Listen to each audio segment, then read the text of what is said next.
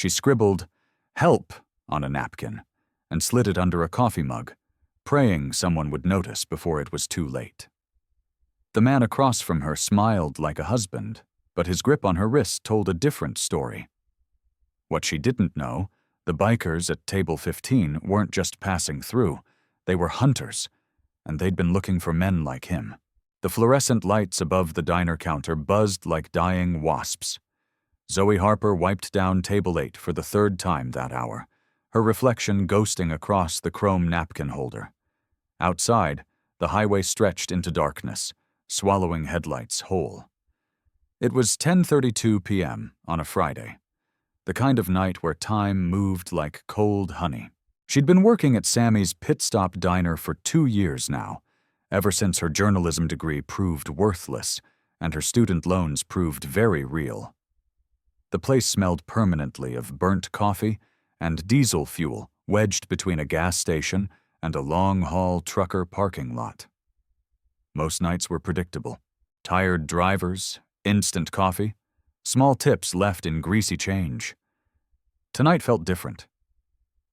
Zoe couldn't explain it.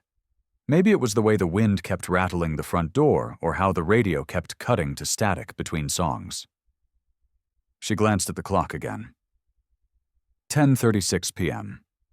The bell above the entrance chimed. 6 men walked in wearing leather jackets, boots that clunked against linoleum, and expressions that said they'd seen too much road.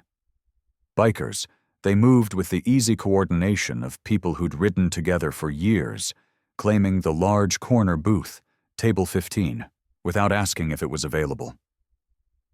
Zoe grabbed 6 menus. She knew these guys, locals mostly. They called themselves something vaguely official sounding, did charity rides for missing kids, and tipped better than the truckers. The big one they called Bear had a gray beard down to his chest. The woman with the Raven tattoo on her neck went by Raven naturally. And the one who always sat facing the door, the one with the scar through his left eyebrow and eyes like he was still solving crimes in his head, that was Diesel. "Evening, Zoe," Diesel said, his voice gravel and whiskey. "Coffee all around. And whatever's not going to kill us on the menu tonight." "So, toast?" Zoe cracked. Bear laughed, a sound like a motorcycle engine turning over. "Make it 6 of the breakfast specials, extra bacon at midnight, times a social construct," Raven said, not looking up from her phone. Zoe smiled despite herself and headed back to the kitchen, shouting the order through the window to Eddie, the night cook, who was probably smoking out back. She poured 6 coffees, black, and was heading back to table 15 when the bell chimed again. 10:43 p.m. A black SUV sat idling under the gas station lights outside, polished to a mirror shine. Expensive, out of place. 2 people walked in, a man and a woman. The man wore an expensive navy suit, no tie, top button undone, like he'd just come from a business dinner. Mid-40s, clean-shaven, confident walk. He held the door open for the woman with exaggerated politeness. The woman was younger, late 20s maybe, wearing a floral sundress completely wrong for the July chill outside. No jacket, her dark skin glowed under the diner lights, and even from across the room, Zoe could see her hands were shaking. Something cold settled in Zoe's stomach. The couple took table 3 near the window. The man sat facing the room, scanning at once, his gaze lingering on the bikers before settling. The woman sat with her back to everyone, shoulders hunched like she was trying to disappear into the vinyl booth. Zoe delivered the coffee to table 15 first, giving herself time to observe. When she approached table 3, she forced her customer service smile. "Evening, folks. What can I get you?" The man answered immediately. 2 burgers, medium rare. Fries, 2 Cokes. He didn't look at the menu. Didn't ask the woman what she wanted. Zoe glanced at her. "Miss, anything else for you?" The woman's eyes snapped up, red-rimmed, bloodshot. Her lips parted, but the man cut in smoothly. "She's fine with what I ordered. Long drive. She's exhausted. Isn't that right, honey? His hand covered hers on the table. Squeezed. The woman nodded once, jerky, then looked down. Every instinct Zoe had developed working late-night shifts in sketchy places started screaming. She'd seen tired couples, arguing couples, couples on the verge of divorce, fueling up before another silent 100 miles. This wasn't that. Sure thing, Zoe said lightly. Be right up. She walked to the kitchen, pulse hammering, called the order, stood at the coffee station, pretending to refill the pot while her mind raced. Maybe she was wrong. Maybe the woman was sick or anxious or they'd had a fight. Maybe Zoe was just tired and paranoid from watching too many true crime documentaries during her breaks. But then she remembered the woman's dress. Wrong season. And her shoes, cheap canvas sneakers, dirty like she'd been walking while the man wore Italian leather loafers. Zoe grabbed the coffee pot and made another round starting with table 3. She refilled their water glasses. The man was scrolling his phone. Bored. The woman stared at the table like it held the secrets of the universe. As Zoe poured, she leaned in slightly. Restroom's in the back if you need it, she said casually. The woman's eyes flicked up, held Zoe's gaze for one desperate second. Then her lips moved. No sound. But Zoe read them clearly. Help me. The man's head snapped up. What was that? Just letting her know where the restroom is? Zoe said smoothly. Creamer. We're fine. His tone had an edge now. Zoe nodded and walked away. Her hands somehow steady, even though her heart was trying to break through her ribs. She went behind the counter, mind spinning. Call the police and say what? A woman looked scared. That wasn't illegal. By the time cops arrived, if they arrived, the couple would be gone. And if Zoe was wrong, she'd look insane. But if she was right, she glanced at table 15. The bikers were eating, talking low, laughing occasionally. Diesel was watching the room like he always did, that ex-cop awareness that never quite turned off. Zoe made a decision. She grabbed a napkin and a pen, hands shaking now. Printed 2 words, help, table 3. Folded it once. Tucked it under the rim of a coffee mug. Eddie rang the bell. Order up. Zoe grabbed the couple's food, delivered it with a smile that felt like broken glass in her throat. The man didn't look at her. The woman didn't touch her burger. Then Zoe picked up the coffee pot and headed to table 15. Warm-ups, she asked. Always, Bear said. She poured for each of them, hands moving on autopilot until she reached Diesel. Set the mug down carefully. The napkin underneath. Diesel's hand wrapped around the mug. Paused. His eyes dropped. Read. When he looked up at Zoe, his expression hadn't changed, but something in his gaze had gone cold and sharp. He picked up the mug, pulled out the napkin like he was checking something, and read it again. Then he folded it calmly, tucked it in his pocket, and took a sip of coffee. Thanks, Zoe, he said quietly. She walked back to the counter, legs weak, and started wiping down menus she'd already wiped. From the corner of her eye, she saw Diesel lean toward Bear, whisper something. Bear's expression hardened. He nodded once. At table 3, the man suddenly stood, tossed 2 20s on the table. We're leaving now. The woman stood mechanically. He grabbed her elbow, steering her toward the door. Diesel and Bear stood too. Then Raven. Then all 6 bikers moving with synchronized purpose toward the exit. The man noticed, froze. His hand tightened on the woman's arm. Problem? Diesel asked, his voice casual, blocking the door. No problem. Just leaving. The man's other hand slipped toward his jacket. And that's when everything erupted. The tension in the diner stretched like a wire about to snap. Diesel didn't move from the doorway.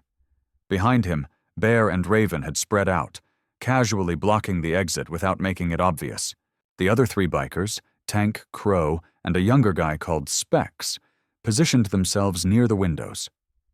It looked random. It wasn't. The man's jaw clenched. His hand hovered near his jacket. "We don't want any trouble." "Neither do we," Diesel said evenly. "Just making sure everyone gets where they need to go safely." The woman's eyes darted between Diesel and the door, her breath coming faster. Up close, Zoe could see bruising around her wrist, poorly covered with makeup. A small cut on her lower lip, healing. "My wife isn't feeling well," the man said, voice tight. "We need to get back on the road, wife." Diesel's eyebrow, the one with the scar through it, lifted slightly. "Funny, she's not wearing a ring." The man's face flushed. She took it off to wash her hands, right?" Diesel's tone said he didn't believe a word. He looked past the man directly at the woman. "Ma'am, you okay to travel?" The woman's mouth opened. Nothing came out. The man's hand clamped harder on her elbow. "She's fine. Aren't you, honey?" Zoe watched the woman's face crumble, fear and desperation warring behind her eyes. She was going to say she was fine. She was going to leave with him. And Zoe would never know what happened next. Before she could think, Zoe stepped forward. "Actually, sir, you didn't pay enough.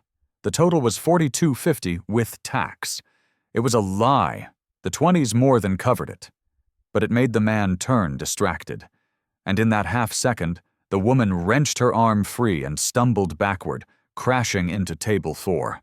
"He's not my husband," she screamed, voice breaking. "Please, he kidnapped me. Please, help me. Everything happened at once." The man lunged for her. Diesel moved faster, catching the man's arm mid-reach and twisting it behind his back. The man howled. Then his free hand dove into his jacket and came out with a small black pistol. "Gun!" Raven shouted. Bear hit the floor, pulling Zoe down with him. She felt the wind knocked out of her lungs as she landed hard behind the counter. Distantly, she heard the woman sobbing, heard boots scuffling, heard Diesel's voice, calm and commanding. "Drop it. Now back off," or the threat ended in a wet crunch and a clatter. Zoe peeked over the counter to see the man on his knees, Diesel's boot on his back, the pistol skittering across the floor toward Specs, who picked it up carefully with a napkin. The woman had collapsed into a booth, shaking violently. Raven crouched beside her, speaking softly. "Eddie!" Zoe shouted toward the kitchen. "Call 911. "Already did." Eddie's voice came back high and panicked. When the gun came out, Diesel kept the man pinned, not even breathing hard. "You're going to stay right there until the cops arrive. Understand?" The man spat blood onto the linoleum. Said nothing. Bear helped Zoe to her feet. "You good?" "Yeah, I think so." Her hands were trembling badly now, adrenaline flooding her system in delayed waves. "Is she? Raven's got her. She's trained for this. Trained for what?" Bear exchanged a glance with Diesel, who nodded slightly. "We run an organization. Ride Safe. We track missing persons, especially women and kids who fall through the cracks. Work with law enforcement when they'll listen. Work around them when they won't." Zoe stared. "You're what? Like vigilantes? More like volunteer search and rescue with an attitude problem." Specs said, checking the pistol safety and better bikes. In the distance, sirens wailed, growing closer. Zoe moved toward the woman. She looked so young now. Makeup streaked down her face, sundress wrinkled. Raven had wrapped a leather jacket around her shoulders. "What's your name?" Zoe asked gently. The woman looked up, eyes glassy with shock. "Claire. Claire Westfield." "Okay, Claire, you're safe now. Police are coming," he said. Claire's voice broke. "He said if I tried to run, if I told anyone, he'd kill my sister. He has her address, her work schedule, everything." "We'll make sure she's protected," Diesel said from across the room, still holding the man down. "What's her name and location?" Claire gave the information in a rush, stumbling over words. Tank was already on his phone making calls. 2 sheriff's vehicles pulled up outside, lights flashing red and blue across the diner windows. 4 deputies came in fast, hands on holsters, assessing the scene. The lead deputy, a woman with gray hair pulled back severely, took one look at Diesel and sighed. "Should have known you'd be involved, Garrett." "Sheriff Ramos," Diesel said mildly. "Always a pleasure." "Uh-huh." Ramos's gaze swept the room, landing on the man still pinned to the floor. "Someone want to tell me what happened?" Zoe stepped forward, surprised by how steady her voice sounded. "That man brought this woman in against her will. She's a kidnapping victim. He pulled a gun when we tried to help her." Ramos's expression hardened. She nodded to her deputies who moved to handcuff the man. As they hauled him up, he finally spoke, voice cold. "You have no idea what you've done, no idea who you're messing with." "That a threat?" Ramos asked. The man smiled, blood on his teeth. "That's a promise." The man was hauled out in handcuffs, still smiling, that blood-stained smile that made Zoe's skin crawl. Through the window, she watched deputies shove him into the back of a patrol car. His eyes locked on the diner until the door slammed shut. Sheriff Ramos stayed behind, taking statements. Claire sat in the corner booth, wrapped in Raven's jacket, a styrofoam cup of hot chocolate clutched between her hands. She hadn't stopped shaking.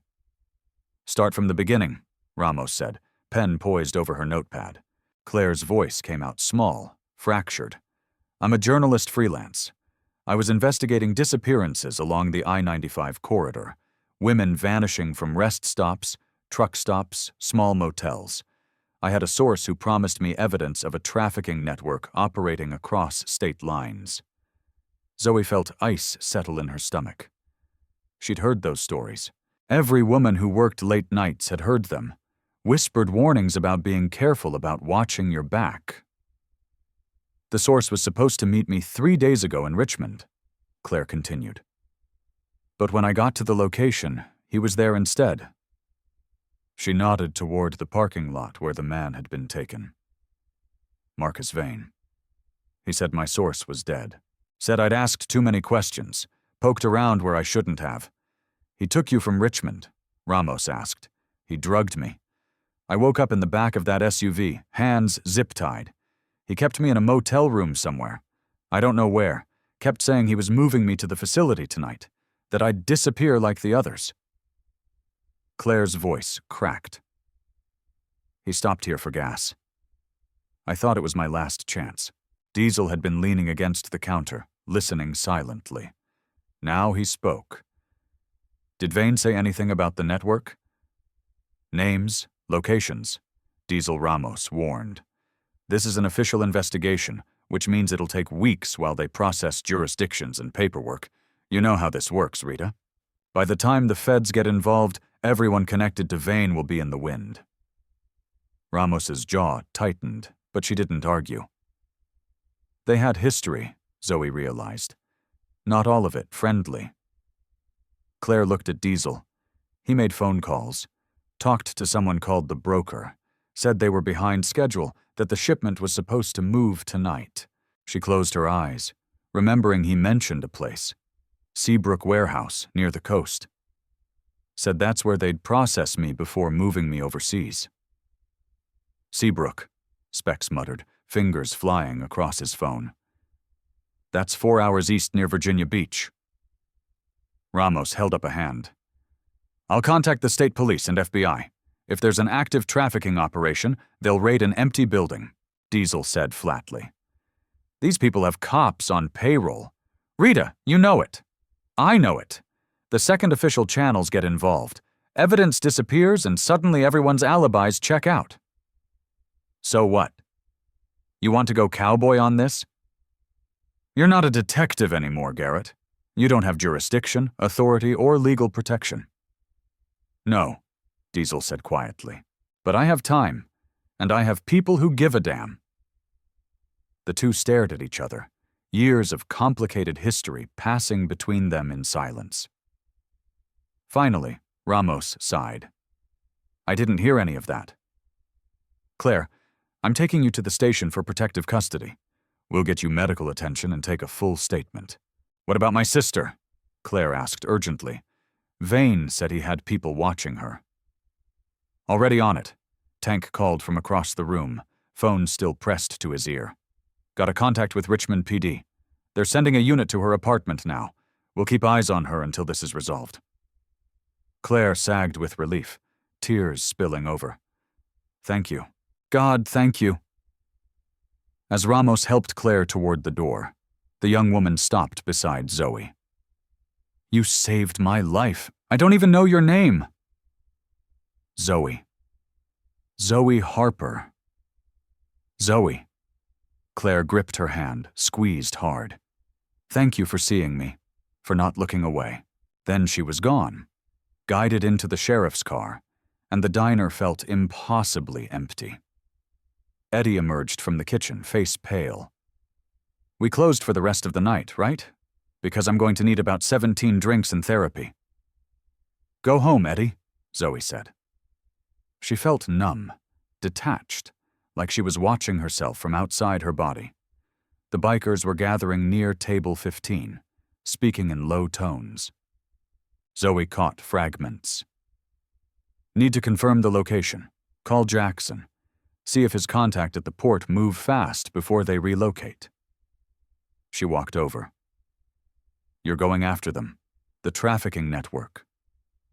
Diesel met her eyes. We are, even though it's dangerous. Even though you could get killed. Someone has to. His voice was matter-of-fact. Official channels are compromised or too slow. These people take women and kids and make them disappear. We don't let that stand. Zoe thought about Claire's face. The desperation. The fear. How close she'd come to vanishing forever. How many have you saved? She asked. 47 confirmed recoveries in 3 years, Raven said. Probably more we don't know about. Sometimes people escape during raids, go home on their own. And how many times have you almost died? Diesel's scarred eyebrow lifted. You want an exact number or a ballpark despite everything? Zoe almost smiled. Almost? Just be careful. Always Our Bear clapped her shoulder gently. You did good tonight, kid. Real good. They filed out into the parking lot, engines roaring to life one by one. Zoe watched through the window as 6 motorcycles pulled onto the highway and disappeared into the night, tail lights fading like dying stars. The diner was silent except for the buzzing fluorescent lights. Zoe locked the door, flipped the sign to closed, and tried very hard not to think about what might happen next. She failed. 2 days passed like fever dreams. Zoe couldn't sleep. Every time she closed her eyes, she saw Claire's face, heard Marcus Vane's voice. You have no idea who you're messing with. She kept her phone close, checking news sites obsessively, searching for updates that never came. The diner reopened the next morning. News crews showed up by noon, local stations at first, then a CNN affiliate. They wanted to interview the brave waitress who stopped a kidnapping. Zoe refused. Sammy, the owner, was less pleased about the publicity than she'd expected. Trouble's bad for business, he muttered, though the curiosity seekers filling every booth said otherwise. By Saturday afternoon, the media had mostly moved on. A 3-paragraph story ran in the local paper. Woman rescued from kidnapper at local diner. Suspect Marcus Vane in custody. Investigation ongoing. Ongoing. The word felt hollow. Zoe was wiping down table 3. She'd avoided it since that night, but couldn't anymore when her phone buzzed. Unknown number. She almost didn't answer. Hello, Zoe Harper. A woman's voice slightly distorted like she was calling from a bad connection. Who is this? It's Claire. Claire Westfield. The woman you know who you are. Zoe's heart kicked up. Are you okay? Where are you? Protective custody. They won't tell me where. Security reasons. Claire's voice dropped. "I needed to call you, to warn you." The diner suddenly felt too cold. "Warn me about what?" "Marcus Vane. He escaped." The words didn't make sense. Zoe heard them, understood them individually, but together they felt impossible. "What do you mean, escaped?" "He was in custody. They arrested him. During transport to the federal facility yesterday morning, Claire spoke quickly, urgently. The transport van was ambushed on Highway 64. 2 guards dead. Vane gone. FBI thinks it was coordinated. Someone on the inside helped plan it." Zoe sat down hard in the nearest booth. "Why are you telling me this?" "Because before he escaped, he told his lawyer he was going to tie up loose ends. The lawyer reported it." "But Zoe, you're a loose end. You saw him. You helped me. You can identify him. He knows your name. Knows where you work. The police are stretched thin. They offered me protection because I'm a federal witness now." "But you," Claire's voice cracked. "I'm so sorry. I never wanted to put you in danger. I had to warn you." After they hung up, Zoe sat in the empty diner, staring at nothing. Outside, the sun was setting, painting the parking lot in shades of rust and blood. She thought about calling Sheriff Ramos. Thought about calling Diesel, except she didn't have his number. Thought about running, except where would she go? Her life was here, small and threadbare, but hers. "You're being paranoid," she told herself. "Vane's probably halfway to Mexico by now. Why would he risk coming back?" But she remembered his smile, the cold certainty in his eyes. Men like that didn't leave loose ends. That night, Zoe drove home to her trailer park on the outskirts of town, checking her rear-view mirror every 30 seconds. The trailer was small, cramped, but it was paid for, inherited from her grandmother.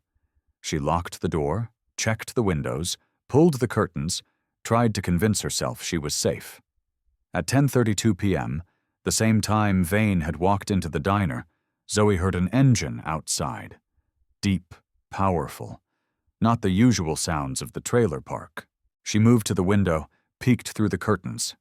A black SUV sat 3 spaces down, engine idling. No lights, just sitting there. Zoe's blood turned to ice water. She grabbed her phone with shaking hands, dialed 911. "This is Zoe Harper at Sunny Acres Mobile Home Park, Space 17. There's a suspicious vehicle outside my home.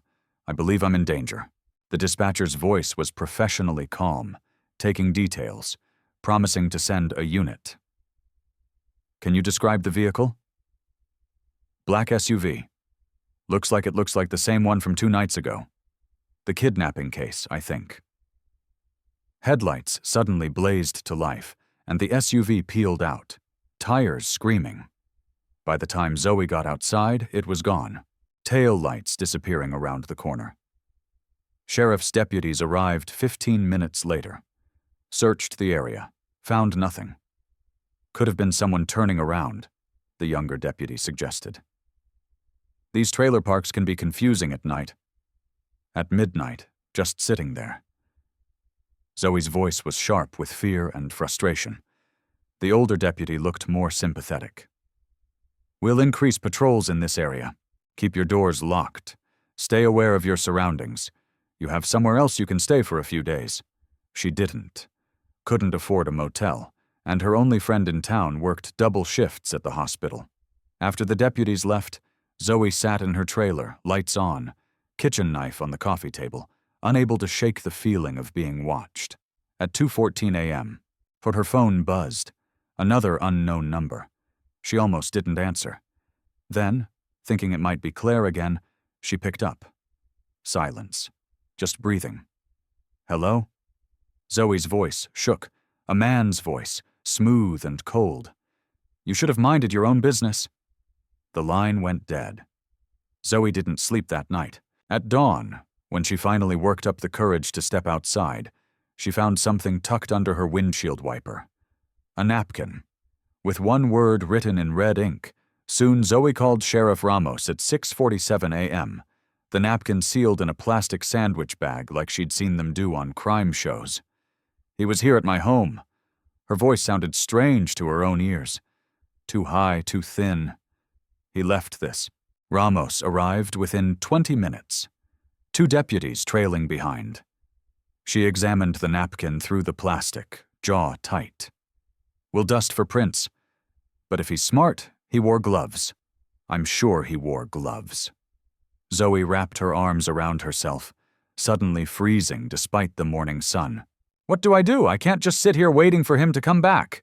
We can offer periodic drive-bys, but we don't have the budget for round-the-clock protection.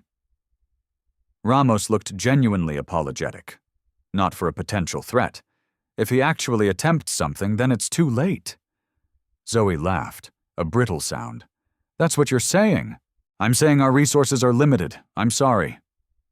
After Ramos left, Zoe sat in her trailer, staring at walls that suddenly felt paper thin. She couldn't go to work. What if Vane showed up there? Couldn't stay here, couldn't run without money, couldn't call anyone because who would believe this nightmare? Her phone rang. She jumped so hard she nearly dropped it. Local number this time, she answered cautiously. Hello, Zoe. It's Diesel. Diesel Garrett. Relief flooded through her so intensely she felt dizzy. How did you get my number? Called the diner. Sammy gave it to me. A pause. You okay? You sound rattled. Vane escaped custody. He was at my trailer last night. Left me a threatening note. The sheriff can't help. And her voice broke. I don't know what to do. Silence on the other end. Then give me your address. I'll be there in 40 minutes. You don't have to. Zoe, address now? She gave it. 37 minutes later, a motorcycle pulled up. Not Diesel's usual ride, but a sleeker model built for speed. He dismounted, pulling off his helmet, and even exhausted and terrified, Zoe noticed the dark circles under his eyes, the tension in his shoulders. You look terrible, she said. Back at you, he managed a small smile. Can I come in? Inside the cramped trailer, Diesel examined the napkin through its plastic bag, his expression darkening. This is escalation. He's not just running, he's cleaning house. Claire said I was a loose end. You are. So am I. So is everyone who can connect him to the trafficking network. Diesel set down the napkin. We tracked his associates to the Seabrook warehouse 2 nights ago. Place was cleaned out. No evidence, no people. But we found documents enough to know the operation's bigger than we thought. Multi-state international connections. Did you find Claire? His expression shifted, something dark crossing his face. That's why I'm here. Claire's gone. The words hit like a physical blow. Gone? What do you mean, gone? She was in protective custody. Safe house in Raleigh last night. Someone breached security. 2 marshals injured. Claire vanished. No signs of struggle in her room. She either left willingly or was taken by someone she trusted. Zoe's mind raced. You think she was part of it? Working with them? No. I think they have leverage on her. Remember her sister? Diesel pulled out his phone, showed her a photo of a young woman, early 20s, dark hair. Sarah Westfield disappeared from her Richmond apartment yesterday afternoon. Surveillance shows 2 men forcing her into a van. Oh, God. Claire probably received proof they have Sarah. Proof that if she doesn't cooperate, Sarah dies. So she went with them willingly to buy her sister time. Diesel's voice was steady, but anger simmered beneath, which means they're consolidating, tying up loose ends before disappearing for good. And I'm a loose end. Yes, the blunt honesty was somehow worse than false comfort would have been. Zoe stood, paced the tiny living room. So, what do I do? Hide? Run? Wait for him to find me, or you help us find him first? She stopped. What? Vane was careful, but not perfect. You served them that night. You saw his face, his mannerisms, heard his voice. We have surveillance footage from the diner's parking lot. Partial plate on the SUV. Timestamps. You might remember details you don't realize are important. You want me to help hunt down a murderous trafficker? I want you to help save Claire and her sister before they disappear forever. And keep yourself alive in the process. Diesel met her eyes. Look, I get it. This isn't your fight. You served coffee and made a moral choice to help someone. You don't owe anyone anything more. I can arrange for you to stay with friends in Tennessee off the grid until this blows over. And if it doesn't blow over, if he keeps looking, then you spend the rest of your life looking over your shoulder. Zoe thought about Claire's face in the diner. The desperate hope when Zoe had slipped that napkin under the coffee mug. How close she'd come to freedom only to be dragged back into hell. She thought about the napkin on her windshield. Soon. What do you need from me? She asked. Diesel pulled out a tablet, opened files. Everything you remember about that night. Every detail, no matter how small. Then we follow the trail wherever it leads. Where does it lead? The coast. Seabrook. A dead end, but we found shipping manifests, coastal warehouse networks. Someone's moving people by boat. He looked at her steadily. This might get dangerous. It's already dangerous, Zoe said. At least this way I'm doing something about it. Then pack a bag. We leave in 10 minutes. The highway unreeled beneath them like a ribbon of asphalt leading nowhere good. Zoe rode behind Diesel, arms wrapped around his leather jacket, thighs gripping the motorcycle seat as wind screamed past. She'd never been on a bike before. Under different circumstances, she might have been terrified. Now fear had become so constant, it felt like background noise. They rode for 2 hours before stopping at a rundown motel outside Petersburg. Bear and Raven were already there, their bikes parked outside room 12. Inside the room smelled like cigarettes and decades of poor decisions, but the beds were clean, and the door had a deadbolt. Cut you up to speed? Bear asked Diesel. Most of it. Diesel spread a map across the stained table marked with red circles and handwritten notes. Zoe, come look at this. She joined them, exhaustion making everything feel surreal. The map showed the coastline from Maryland down to South Carolina, but concentrated on Virginia. Seabrook Warehouse had a red X through it.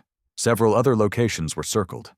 After Seabrook came up empty, we started tracking financial records, Raven explained, her finger tracing routes. Shell companies, dummy corporations, classic money laundering setup, but they all connect back to coastal properties, warehouses, shipping facilities, even a defunct seafood processing plant.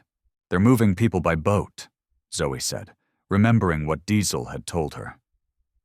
Right. Small vessels, hard to track, heading to cargo ships in international waters. From there, Raven shrugged. Wherever the buyers are. The casual horror of it made Zoe's stomach turn. We've been hitting locations for the past 30 hours, Bear said, exhaustion evident in his voice.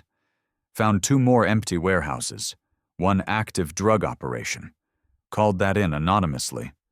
And a lot of scared people who suddenly don't remember anything. Fear a payroll, Diesel muttered. Vane's organization has deep roots. So what's next? Zoe asked. Diesel tapped a location south of Norfolk. This Harborview seafood processing closed down 8 years ago, supposedly condemned, but satellite imagery shows fresh tire tracks, recent activity, and he pulled out his phone, showed her a grainy photo. We got this from a traffic camera 2 hours ago. The black SUV, same model, same partial plate visible.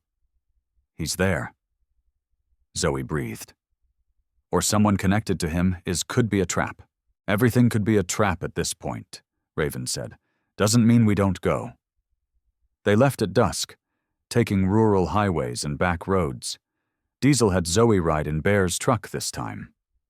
Less conspicuous, he explained, which made sense, but left her feeling disconnected from the action, a passenger in her own revenge plot. Except it wasn't revenge. It was rescue.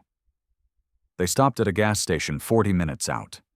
While Bear filled the tank, Zoe went inside for coffee, barely tasting it. The teenage cashier was absorbed in his phone. Didn't even look up.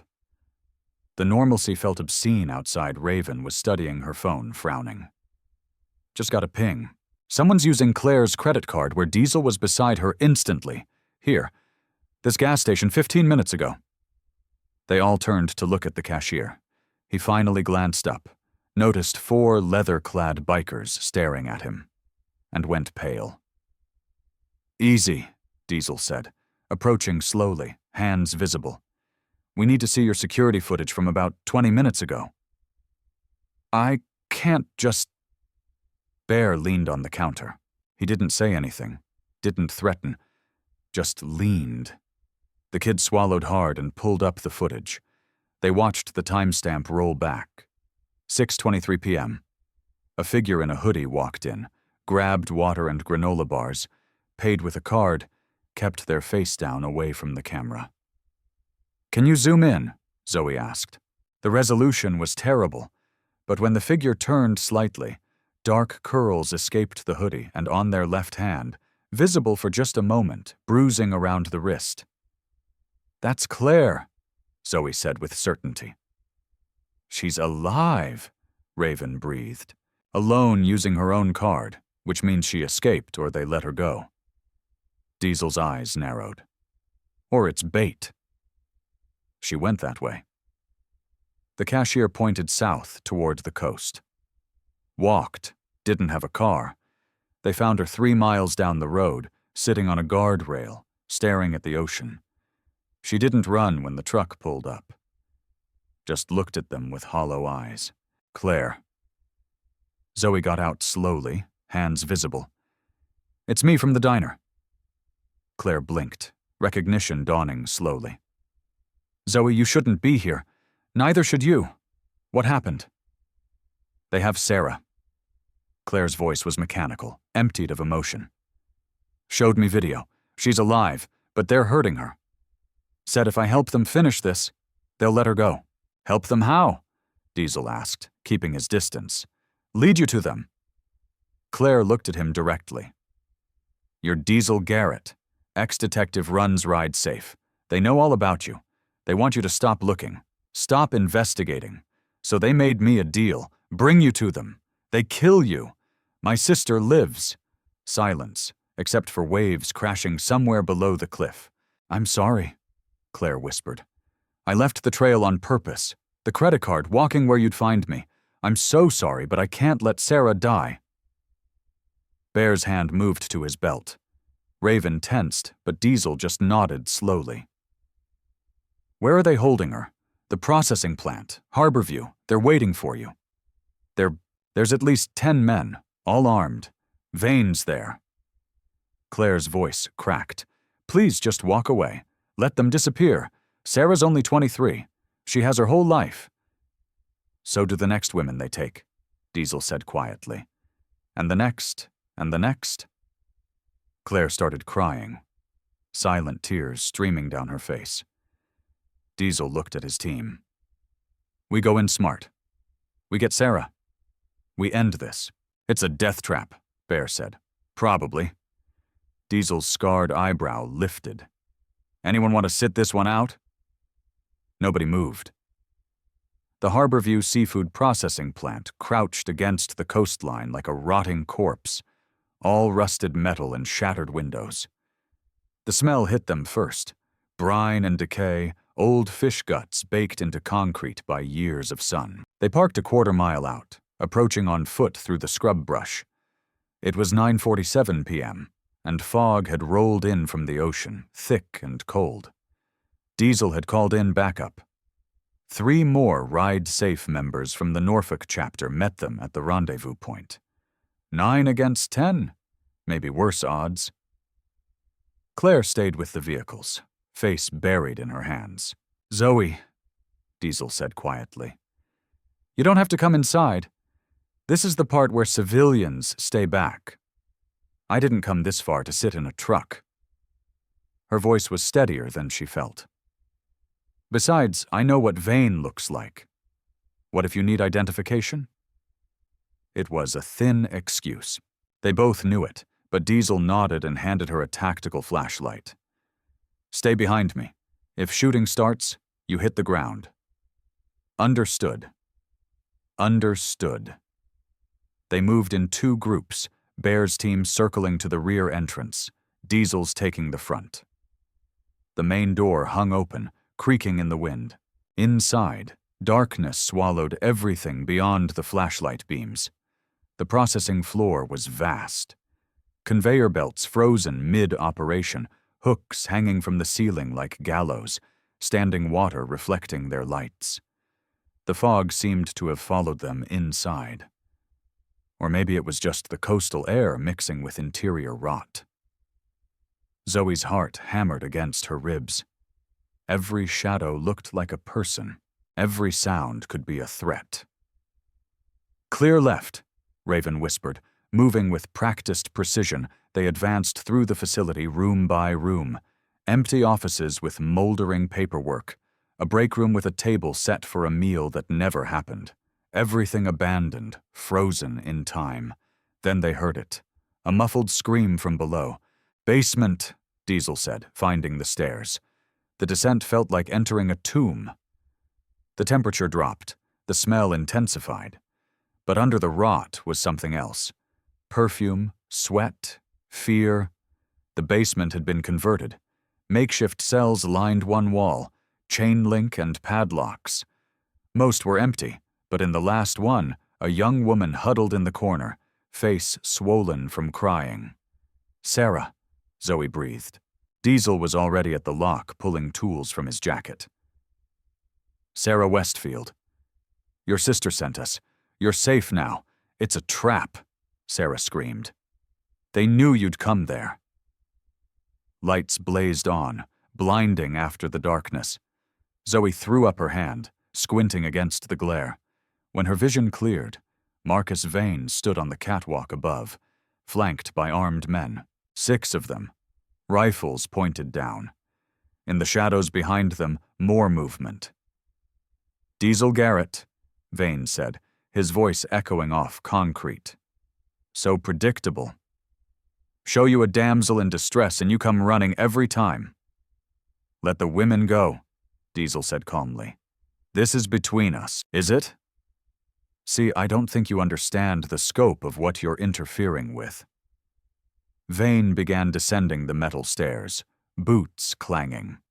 "This operation moves 200 people a year, 200 lives redirected, repurposed, and it's just one node in a network that spans continents. You're not fighting criminals, detective. You're fighting an industry, slavery. Call it what it is." Vane smiled. "Economics, supply and demand. I'm just a middleman." While they talked, Zoe noticed Raven moving slowly along the wall, staying in the shadows. Bear's voice crackled once in someone's earpiece. They were in position. Zoe's hand tightened on the flashlight. It was heavy metal, could maybe be used as a weapon if her gaze drifted to Sarah's cell, the lock Diesel had been working on. It was open now, hanging loose. Sarah saw her looking. Their eyes met. Zoe made a decision. She moved fast, diving for the cell door, yanking it open. Run! Everything exploded into chaos. Sarah bolted from the cell. Vane shouted orders. Gunfire erupted, but not from Vane's men. Bear's team had breached from above, and suddenly the armed men were taking fire from 2 directions. Diesel tackled Zoe behind a concrete pillar as bullets sparked off metal. What part of "stay behind me" was unclear. The part where a girl needed saving. Raven had reached the stairs, engaging 2 of Vane's men hand to hand. She moved like violence set to music, disarming one and using his weapon against the other. Bear's voice boomed from above. "Federal agents inbound. We called it in." It was a bluff, probably, but 2 of Vane's men broke and ran for the rear exit. Vane himself had lost track of Sarah in the chaos. Zoe saw the young woman running for the stairs, saw Vane turning, raising his pistol. Without thinking, Zoe hurled the flashlight. It caught Vane in the temple, not hard enough to drop him, but enough to ruin his aim. The shot went wide. Diesel was on him a second later. They went down hard, struggling for the gun. It skittered away across the concrete. Both men scrambled to their feet, circling each other. "You ruined everything," Vane snarled, pulling a knife. "Good," Diesel said, and charged. They fought like men who knew exactly how to kill.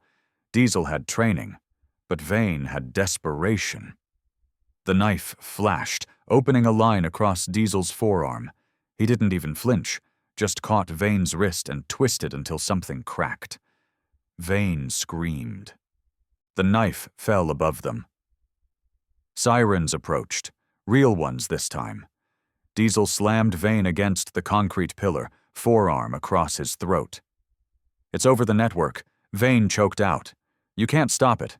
You'll never stop it. Watch me."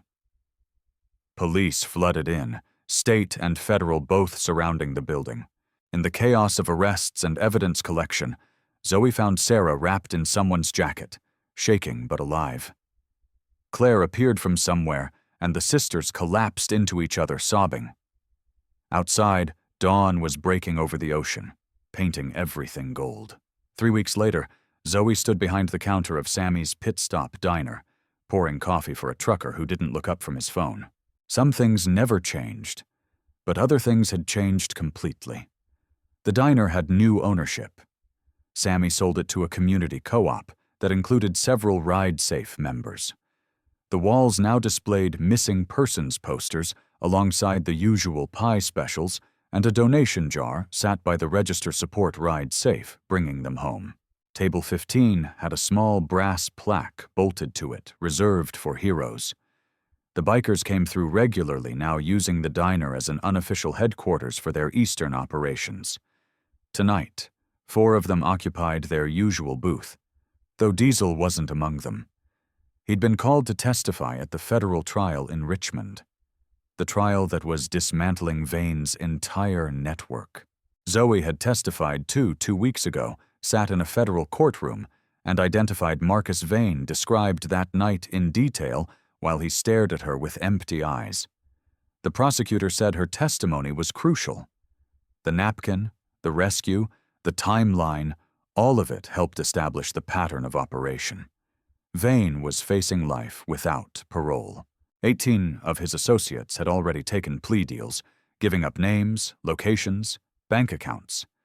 The FBI had rescued 43 people from various facilities across 7 states. 43 lives. The bell above the door chimed. Zoe looked up and her breath caught. Claire Westfield walked in looking nothing like the terrified woman from that night. Her hair was shorter, styled confidently. She wore jeans and a leather jacket, a gift from Raven, Zoe happened to know, and her eyes, once hollow with fear, now burned with purpose. "Hey," Claire said, sliding onto a counter stool. "Hey yourself." Zoe poured coffee without asking. "How's Sarah? Back in school therapy twice a week. She's..." Claire paused, searching for words. "She's going to be okay. We both are." Claire's exposé had published 3 days after the warehouse raid. The highway network, How Trafficking Rings Hide in Plain Sight, ran in 6 major newspapers and won her a job offer from the Washington Post. She'd turned it down to go independent, focusing exclusively on trafficking investigations. "I brought you something," Claire said, sliding a magazine across the counter. Rolling Stone. The cover featured a group photo of Ride Safe members, motorcycles gleaming, under the headline, "Angels on Wheels, the Biker Gang Saving Lives." Zoe flipped it open. The article was 12 pages, meticulously reported. Diesel's face appeared multiple times, looking uncomfortable with the attention. There were statistics, survivor testimonies, expert analysis, and on page 7, a paragraph that made Zoe's throat tight. The rescue began with a waitress named Zoe Harper, who noticed what others missed and acted when others would have looked away. In the fight against trafficking, awareness is the first line of defense, and sometimes a napkin is enough to save a life. "You used my name," Zoe said quietly. "You earned it." "Besides," Claire smiled, "I figured you wouldn't mind." The bell chimed again. This time, Diesel walked in, his arms still bandaged but healing well. Behind him, Bear, Raven, and 3 others Zoe recognized from the warehouse. "Heard there was decent coffee here," Diesel said straight-faced. "Heard wrong," Zoe shot back. "But I'll pour it anyway." They settled at table 15, the group expanding to fill the space. Zoe brought over a pot and enough mugs for everyone, sliding into the booth beside Claire when they insisted. "So," Bear said, pulling out an envelope. "We took a vote." "About what?" Zoe asked. Diesel pushed the envelope toward her. "Ride Safe is expanding. We're opening regional chapters, training volunteers, building a database. The Rolling Stone piece brought in enough donations to fund operations for 2 years." "That's amazing. We want you involved," Raven said. "Official capacity. Training new spotters, wait staff, gas station attendants, hotel clerks, people who see things, who notice when something's wrong." Zoe opened the envelope. Inside was a patch, the same silver one Diesel had promised, embroidered with Table 15 and Honor Under Fire below it, a letter offering her a position as Community Outreach Coordinator. I don't know anything about outreach. She managed, about paying attention. Diesel said about trusting your instincts, about doing the right thing when it's dangerous. He met her eyes. That's harder to teach than logistics. Zoe looked around the table at Claire, who'd survived hell and turned it into purpose. At Diesel, who'd walked away from one broken system to build something better. At all of them who'd chosen to fight because someone had to. "When do I start?" she asked. Bear grinned. "That's what I like to hear." They talked for hours, planning expansions and training programs, sharing stories from the road. The diner stayed open late, other customers coming and going, while Table 15 remained full of people who'd looked into the darkness and refused to blink. Eventually, Claire had to leave for a flight to D.C. Another interview. Another piece of the network to expose. She hugged Zoe tight at the door. "Thank you," she whispered, "for seeing me." "Thank you for being brave enough to ask for help," Zoe replied. After everyone left, Zoe locked up alone. She took the silver patch from the envelope and pinned it to the wall behind the register, right next to the donation jar and missing persons posters. Table 15. Honor Under Fire. Outside, the highway stretched into darkness, carrying people toward unknown destinations. Some running toward something, some running from something, and some, like Zoe now knew, just trying to survive until someone noticed. She'd keep noticing, one napkin at a time,